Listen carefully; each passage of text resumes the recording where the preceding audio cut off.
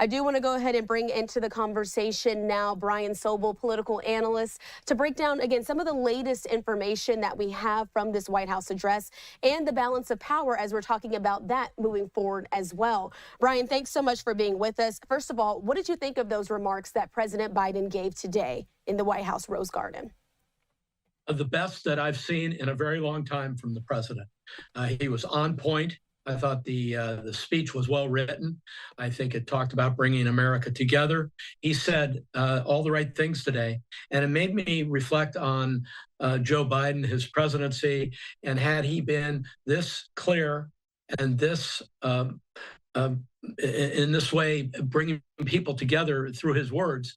Back a few months, we might have seen things a little bit differently, but the tenor, the rancor, the heat rose and rose and rose until almost election day.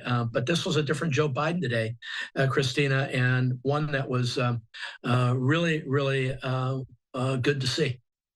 And Brian, when we're talking about, I want to pull up this tweet here that we do have from the White House. On January 20th, we will have a peaceful transfer of power in America. This was the message truly that it seemed that President Biden wanted to drive home. It sort of seemed like he was taking maybe a slight shot, I should say, comment there at former President Donald Trump, now president-elect, of course, and saying that, of course, the last transfer of power wasn't so peaceful, including January 6th. But as you're looking at this message here, what are your thoughts on that? The same. I think the message from the president is that in America, and he said it, we have a peaceful transfer of power. To the extent that he was reminding people that the transfer of power to himself, to Joe Biden, was rocky. We'll recall that the former president, now President-elect Trump, really didn't cooperate at all with the incoming Biden administration, did not attend the ceremonies. And I think Joe Biden was making the point today that, sometimes you win and sometimes you lose. That's basically what he said in the speech. But in defeat, you're not defeated as a person per se.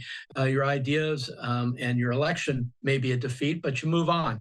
I thought, on some level, the talk today by Joe Biden even was inspirational. It was just, I think, the right thing to say at the right time, and I give him great credit for it.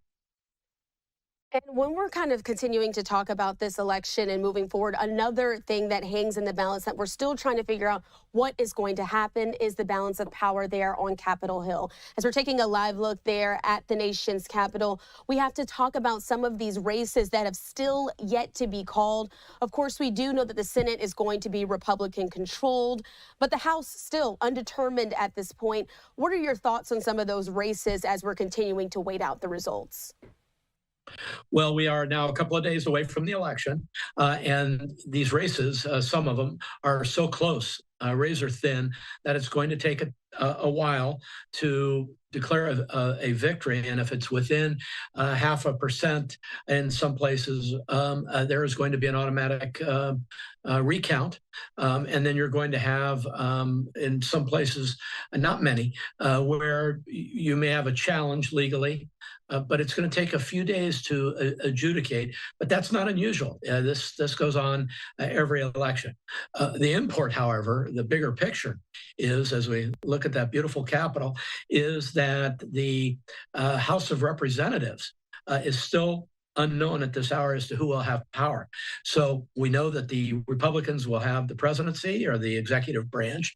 The Republicans will have the Senate.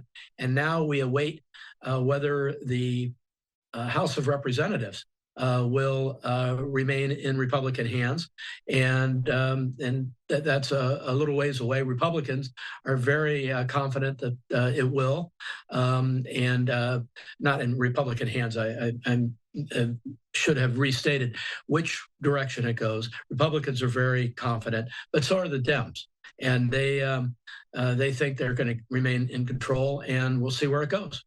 Absolutely. And I do want to bring up a specific case as well. Of course, we just know just a few hours ago in Pennsylvania, David McCormick was elected officially to the U.S. Senate. That race was called, of course, unseating the longtime Senator Bob Casey, making another Republican win there in that swing state.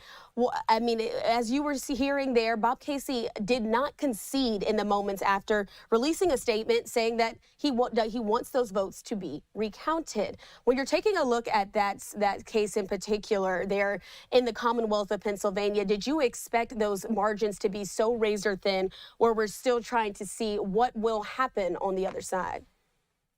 Yes, we knew that a lot of these Senate and House races were going to be razor thin. Frankly, the expectation was that the election for president would be razor thin.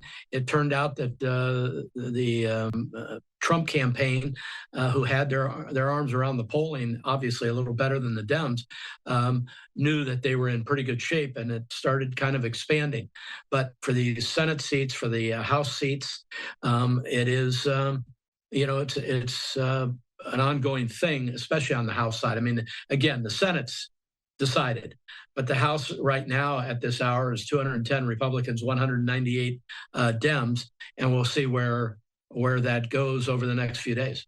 Certainly still 27 races to be called, so we'll be keeping a close eye as those races are continuing to be called. But before I let you go, Brian, I want to show again one last look that we do have there at the White House as well. But when it comes to this transfer of power, Biden did invite Trump to come meet him at the White House. This is a courtesy that Trump did not offer Biden back in 2020. And the Trump's campaign has already said that the president-elect will go. Are you surprised by this at all, or is this something that you expected to happen? This, Christina, is a common courtesy that happens in a peaceful transfer of power. We have seen losing presidents, former presidents, presidents who are turned out, get in the limousine, with the newly elected president, oftentimes, and going to the Capitol or for the inaugural speech. We've seen all kinds of different scenarios.